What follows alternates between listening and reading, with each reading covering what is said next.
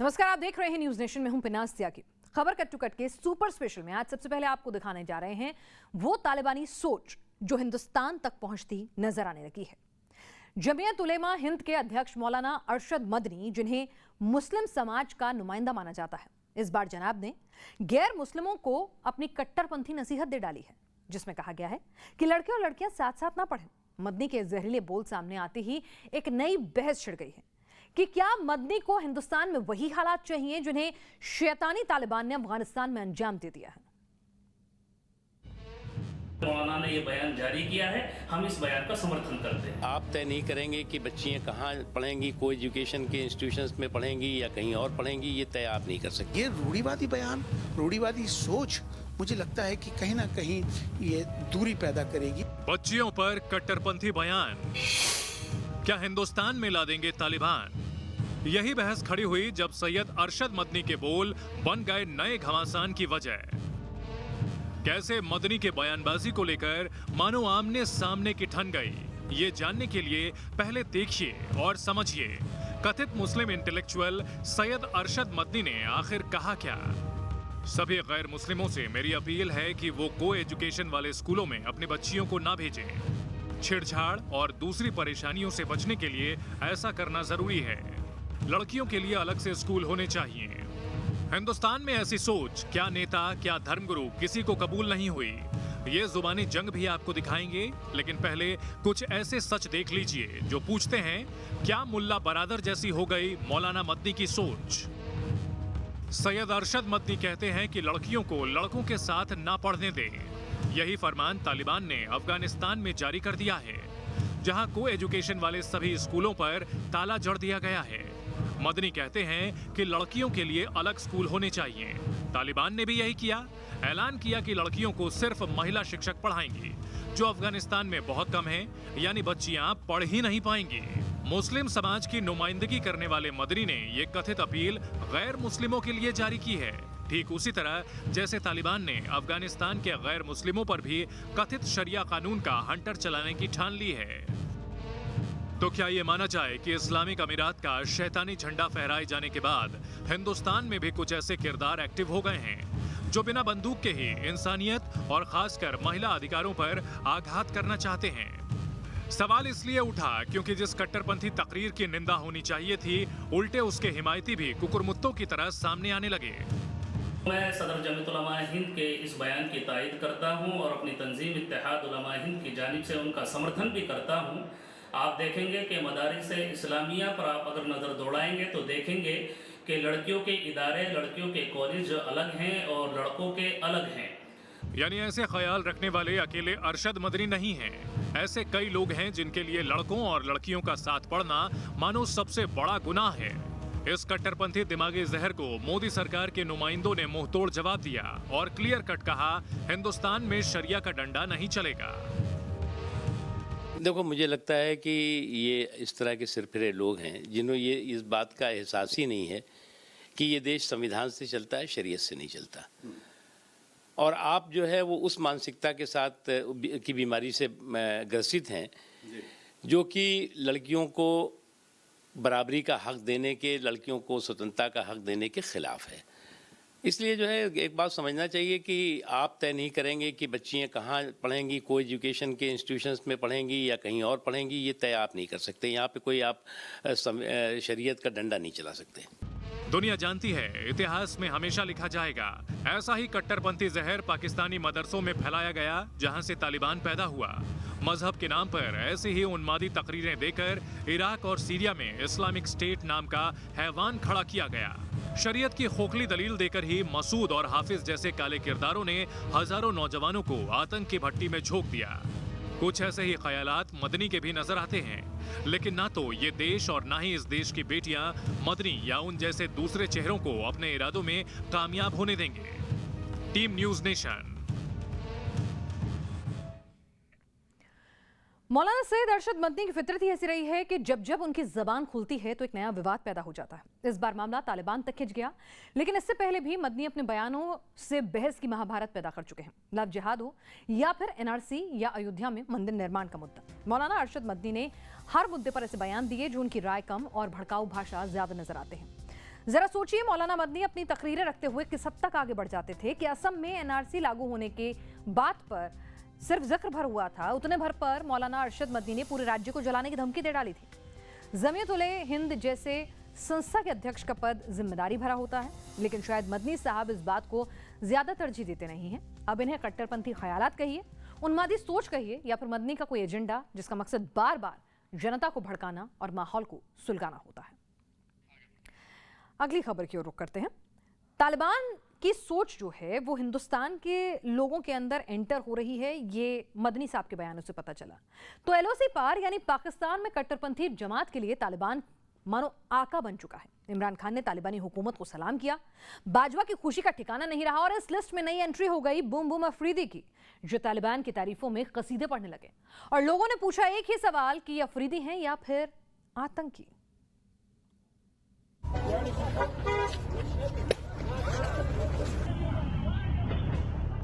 तालिबान अच्छा सोचते हैं, वो महिलाओं को काम करने देंगे, तालिबान राज में चीजें बेहतर होंगी।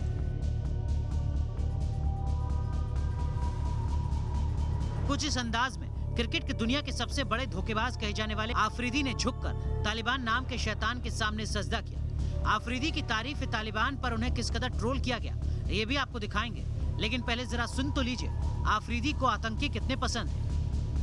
तालिबान आए हुए हैं इस वक्त और बड़े पॉजिटिव फ्रेम ऑफ माइंड के साथ आए हुए हैं। ये चीज़ हमें पहले नज़र नहीं आई और माशाल्लाह ये चीज़ें बड़ी ज़बरदस्त पॉजिटिविटी की तरफ चीज़ें नज़र आ रही हैं कि लेडीज़ को काम करने की इजाज़त, पॉलिटिक्स में बाकी जॉब्स की तरफ उनको मतलब इजाज़त है। एंड देन क्रिकेट को सपोर्ट कर रहे हैं। क्रिकेट सीरीज़ हो जाती, लेकिन श्रीलंका में इमरान खान में कोविड की सिचुएशन ठीक नहीं थी, जिसकी वजह से सीरीज़ नहीं हुई। तो मैं समझता हूँ कि तालिबान क्रिकेट को बहुत ज़्यादा पसंद करते हैं। तो ये था अफरीदी का वो तालिबान नामा जो शायद किसी भी पढ़े लिखे सभ्य इंसान को कबूल नहीं होगा। अगर अफरीदी के अंदर रत्ती भर इंसानियत, 2 पैसे की शर्म बची हो तो वो जवाब जरूर दे। क्या सरेआम बंदूकों की बटों से निहत्तों को पीटना वो अच्छी सोच है जिसका जिक्र आफरीदी ने किया? क्या महिलाओं पर कट्टरपंथी बंदिशें लगाना वो आज़ादी है जिसका जिक्र आफरीदी ने अपने बयान में किया? क्या जिंदगी बचाने के लिए भागते दौड़ते लोगों पर गोलियां चलाना ही वो बेहतर कल है जो आफरीदी को तालिबान के अंदर नजर आता है? अफगानिस्तान पर तालिबानी हुकूमत की तारीफ करने वाले आफरीदी को मुंहतोड़ जवाब मिला सीधे एक अफगान की जुबान से। ये कैसी पॉजिटिव सोच है कि तालिबान अपने उसी इरादे पे, अपनी उसी कट्टर सोच पे कायम है कि ख़वातीन बुर्के के बगैर घर से बाहर नहीं निकल सकती और पर्दे के बगैर दफ्तरों में नहीं आ सकती। ये कौन सी पॉजिटिव सोच है? शायद अफरीदी को चाहिए कि ऐसी जो कट्टर सोच है इसका मुजाहिरा ना करें, क्योंकि दुनिया को ये ना बताएं कि पाकिस्तान में भी तालिबान रहते हैं। शायद अफरीदी को भी बड़ा होने की ज़रूरत है। तालिबान अगर सुधर गए हैं तो साथ साथ शायद अफरीदी को भी सुधरने की ज़रूरत है। आफरीदी खुद क्रिकेटर है, लेकिन अगर उन्होंने अफगान क्रिकेटर राशिद खान की आवाज़ सुनी होती तो शायद तालिबान की तारीफ करने से पहले चुल्लू भर पानी में डूब मरते। राशिद खान अब तक 3 बार अफगानों के लिए आवाज़ उठा चुके हैं, बार बार दुनिया से तालिबानी चंगुल में फंसे लोगों के लिए गुहार लगा रहे हैं और शायद दिल में डर इतना है कि अपने मुल्क लौटने की हिम्मत तक नहीं कर पा रहे हैं। लेकिन आफरीदी करें तो करें क्या? दिमाग के अंदर आतंक का ट्यूमर जो फैला हुआ है, जो शख्स हिंदुस्तानी सीरियल देखने पर टीवी तोड़कर अपनी ही बेटी को सजा दे, जो आदमी सरेआम हथियार लहराकर अपनी पहचान बताता हो, ऐसी जुबान से सिर्फ और सिर्फ तारीफ तालिबान ही निकल सकती है। Team news nation. आज शाहिद अफरीदी का असली आतंकी चेहरा सामने आ गया है। तालिबान पाकिस्तान से ही पैदा हुआ है और अब तालिबान की तारीफ ही पाकिस्तान की रवायत बन गई है। ये लगातार सामने आता रहा है। जरा सोचिए, जिस देश के पीएम से लेकर बड़े बड़े मंत्री तक तालिबान को सलाम कर रहे हैं, वो देश क्या होगा, किस नीयत का होगा? तालिबान की काबुल फतेह के बाद पाकिस्तानी नेताओं ने तालिबानी हुकूमत की तारीफ की और फिर तो पाकिस्तान में तालिबान को सलाम ठोकने का लगा सिलसिला शुरू हो गया। उसी दिन एक कट्टरपंथी ने लाहौर में महाराजा रणजीत सिंह की मूर्ति तोड़ दी। सिपाही साहबा जैसे कट्टरपंथी संगठन पाकिस्तान में जुलूस और मार्च निकालने लगे। पाकिस्तान की सरकार और फौज से शुरू हुई ये जुर्रत पाकिस्तान के कब्जे वाले कश्मीर तक भी पहुंची, जहां जैश मोहम्मद और लश्कर तैयबा जैसे आतंकी संगठन खुलेआम जश्न मनाते हुए नजर आए। तालिबान के कहर से त्राहिमाम करता अफगानिस्तान आज से पूरी तरह बदल गया है। डेडलाइन से पहले यानी 30 अगस्त को ही अमेरिकी फौज अफगान जमीन से वापस लौट गई है और काबुल समेत अफगानिस्तान के बड़े हिस्से पर तालिबान को रोकने वाली कोई ताकत नहीं बची है। और इसी पल के साथ तालिबान ने अपने टेरर प्लान को हकीकत में बदलना शुरू कर दिया है। देखिए पिछले 12 घंटों के अंदर अफगानिस्तान में क्या क्या बदला और किस तरह बदला।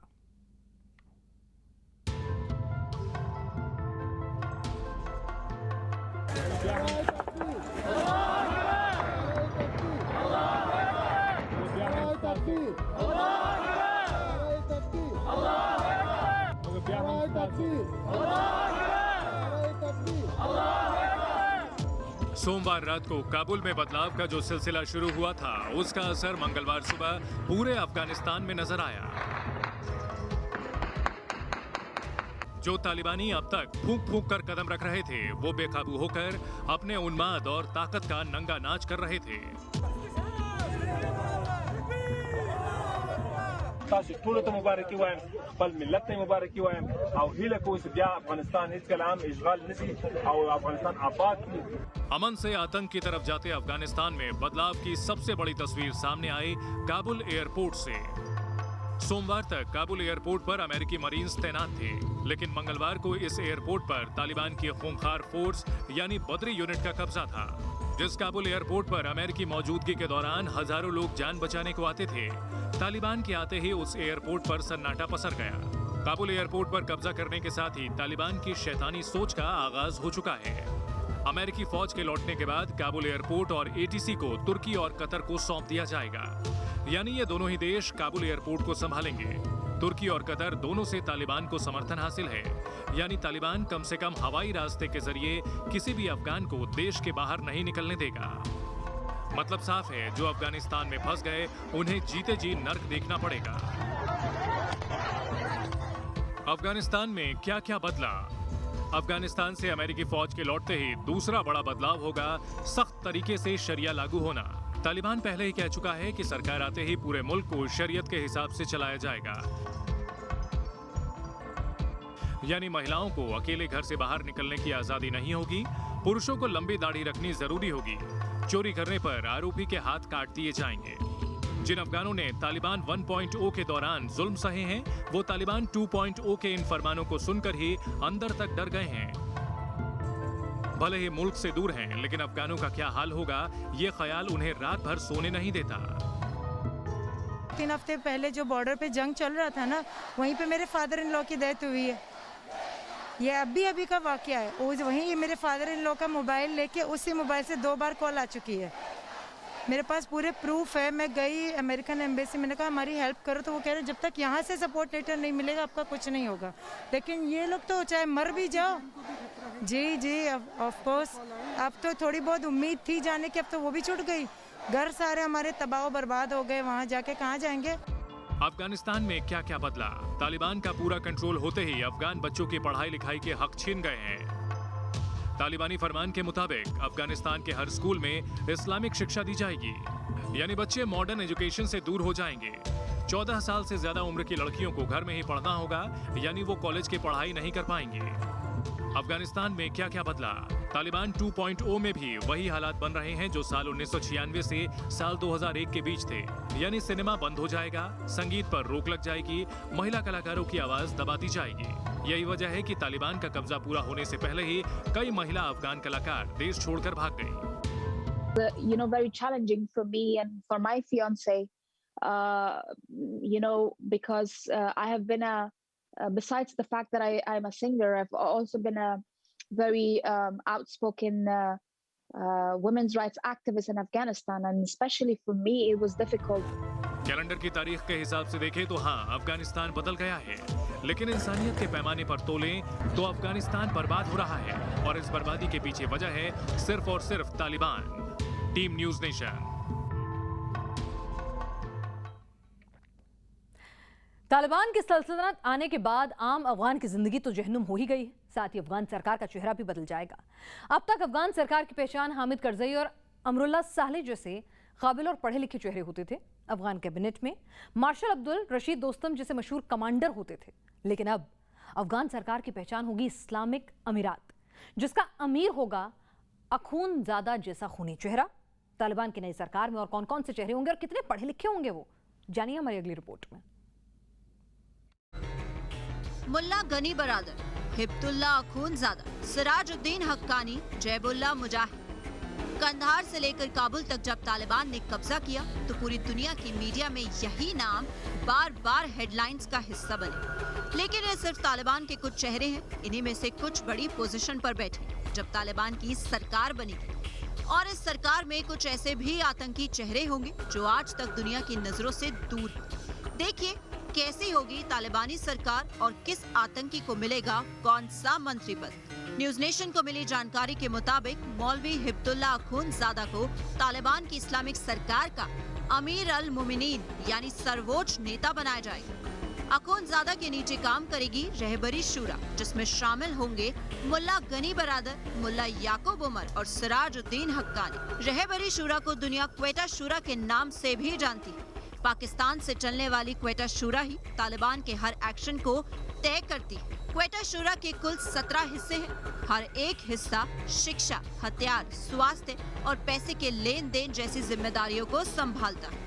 हालांकि अब तक ये साफ नहीं किया गया है कि तालिबानी सरकार में कौन से मंत्रालय होंगे और किस आतंकी को कौन सा मंत्री बनाया जाएगा। लेकिन कयास की माने तो कुछ चेहरों के नाम पर फाइनल मुहर लग चुकी है। मुल्ला अब्दुल कयूम जकीर को तालिबान मुल्क का रक्षा मंत्री बनाने जा रहे हैं। लेकिन ये आतंकी नेशनल सिक्योरिटी किस तरीके से संभालेगा, उसे जानने के लिए इसकी हिस्ट्री देख लीजिए। मुल्ला अब्दुल कयूम जकीर को अमेरिकी फौज ने गिरफ्तार किया था और इसने ग्वांटनामो की जेल में कई साल काटे। अब्दुल बाकी को मुल्ला बरादर की सरकार में उच्च शिक्षा मंत्री बनाया गया है। इन जनाब की पहचान ये है कि ये तस्कर रहे हैं और हवाला के जरिए पैसों का लेन देन करते रहे हैं। कहा यह भी जाता है कि मदरसे में भी अब्दुल बाकी ने अपनी पढ़ाई पूरी नहीं की। अब आप सोचिए, एक तस्कर के हाथ में शिक्षा मंत्रालय जाएगा तो अफगानी बच्चे क्या पढ़ेंगे और क्या सीखें। ये सब चेहरे बस एक मुखौटा है ताकि तालिबान एक सरकार बनाए और किसी भी तरह अंतर्राष्ट्रीय मान्यता हासिल कर पाए। असल में तालिबान 2.0 और तालिबान 1.0 के बीच बड़ा फर्क नहीं होगा। जो जुल्म और बेरहमी 20 साल पहले नजर आई थी, उसे फिर दोहराया जाएगा। Team news nation. तालिबान सरकार बनाने का दावा कर रहा है। मान्यता हासिल करने के लिए अमेरिका समेत हिंदुस्तान जैसी ताकतों से मुलाकात की गुहार भी लगा रहा है। दूसरी तरफ अफगानिस्तान में तालिबानी आतंकी मनमर्जी पर उतर आए हैं। जिसके हाथ में जो आ रहा है उससे खिलवाड़ किया जा रहा है। इस मनमर्जी की एक तस्वीर काबुल हाईवे से सामने आई। काबुल एयरपोर्ट से हाईवे को जोड़ने वाली सर्विस रोड पर अचानक एक ब्लैक हॉक हेलीकॉप्टर नजर आया। ये वही हेलीकॉप्टर है जो अमेरिकी एयरफोर्स पीछे छोड़ गई थी। तालिबानी आतंकियों को हेलीकॉप्टर उड़ाना तो नहीं आता, तो वो कैसे इस बारूदी खिलौने से खेलने के लिए हेलीकॉप्टर के आगे एक बख्तरबंद जीप लगा देते हैं और उस जीप से बांधकर हेलीकॉप्टर को हाईवे पर दौड़ा रहे हैं। कभी दाएं कभी बाएं, जाहिलियत की तमाम इंतहाएं पार कर रहे हैं। तालिबानियों को अपनी और दूसरों की जिंदगी की परवाह नहीं। उन्मादी नशे में ये चूर तालिबानी सड़कों पर ऐसा उत्पात मचाते हैं। जरा सोचिए कि ये आतंकी, ये जाहिल जब किसी मुल्क की सत्ता संभालेंगे तो उस मुल्क का क्या होगा।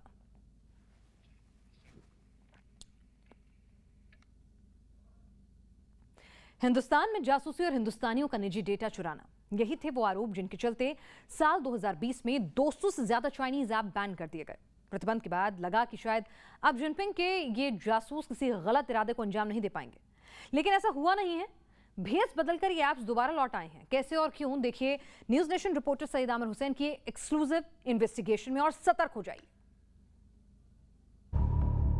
प्लेट, मास्ट, Noise, Mivi, Resso, Tiki, share, Zili. अगर आप भारत में प्ले स्टोर पर जाएंगे तो ये ऐप्स आपको डाउनलोड करने को मिल जाएंगे। अब आप सोचेंगे कि आखिर इन ऐप्स के प्ले स्टोर पर होने या फिर डाउनलोड करने में गड़बड़ क्या है, तो इसके लिए आपको जाना होगा 1 साल पीछे। गलवान टकराव के कुछ वक्त बाद कई ऐसे चाइनीज ऐप्स पाए गए थे जो भारत में डाउनलोड किए जाते थे और जिनके जरिए चीन डाटा की जासूसी कर रहा था। इसी वजह से टिकटॉक और यूसी ब्राउजर समेत कुल 267 ऐप बैन कर दिए गए थे। लेकिन चीन के ये संदिग्ध दोबारा इंडिया में लौटे हैं। कैसे, ये समझ लीजिए। पिछले साल मोदी सरकार ने चीन के करीब 267 ऐप्स पर बैन लगा दिया था। इसके पीछे का कारण यही था कि तमाम ये ऐप्स जो थे वो भारत के डेटा के साथ भी छेड़खानी कर रहे थे और सुरक्षा को लेकर के एक बड़ा खतरा था। लेकिन पीछे डोर से एक बार फिर से चाइनीज ऐप जो हैं वो एंट्री मार रहे हैं, यानी एक तरह से सेंध लगा रहे हैं। 8 ऐसे ऐप के बारे में जानकारी मिली है जिन पर कहीं ना कहीं चीन का कब्जा है, यानी कि चीन की तरफ से इन्वेस्टमेंट है और वो दूसरे रूट की तरफ से भारत में एंट्री कर रहे हैं। इस पर सावधानी की जरूरत है। इस लिस्ट को जरा गौर से देखिए। प्ले इट की लिस्टेड ओनर है युवा डांस लिमिटेड, लेकिन इनका फंक्शनल ओनर यानी असली मालिक है चीन का अलीबाबा ग्रुप। जिली का लिस्टेड मालिक है जिली कंपनी, लेकिन फंक्शनल मालिक है चीन का शियोयामी ग्रुप। मिवी का लिस्टेड ओनर है म्यूजिक वीडियो स्टूडियो, लेकिन पर्दे के पीछे असल मालिक है बाइट डांस ग्रुप, जिसके एप्स बैन किए गए थे। कई सारे ऐप प्रोवाइडर्स ने अपने नेम बदल दिए हैं और अपना ब्रांड भी बदल दिया है, तो फंक्शनैलिटीज़ और फीचर वही हैं और वो अपने आप को चाइना का ओरिजिन नहीं दिखाते। तो इस तरह के चेंजेस भी किए गए हैं। कई सारे ऐप ने इनबिल्ट वीपीएन देना शुरू कर दिया है। वीपीएन एक ऐसी चीज़ होती है जिससे कि जो एंड टू एंड इंक्रिप्शन है वो बढ़ जाता है और उससे किसी भी सर्वर का ओरिजिन आइडेंटिफाई करना मुश्किल होता है। तो ये भी करना बहुत शुरू कर दिया है। आप कोरा पर या सोशल मीडिया पर जाएंगे तो बहुत सारे ऐसे प्रमोशंस मिल जाएंगे जहां पर जब लोग पूछते हैं कि इस तरह की चाइनीज़ जो बैंड ऐप हैं उनको कैसे यूज़ करें, तो उसमें स्टेप बाय स्टेप गाइडलाइंस दी गई हैं, प्रोसेस दिए गए हैं।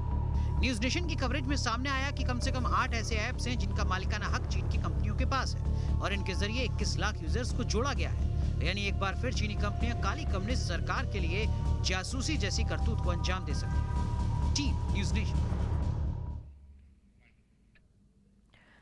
खबर कट टू कट में आपने देखी देश और दुनिया की वो खबरें जो जानना समझना आपके लिए जरूरी था, पूरे विश्लेषण के साथ। दीजिए इजाजत, कल फिर हाजिर होंगे। तब तक के लिए बने रहिए न्यूज नेशन के साथ।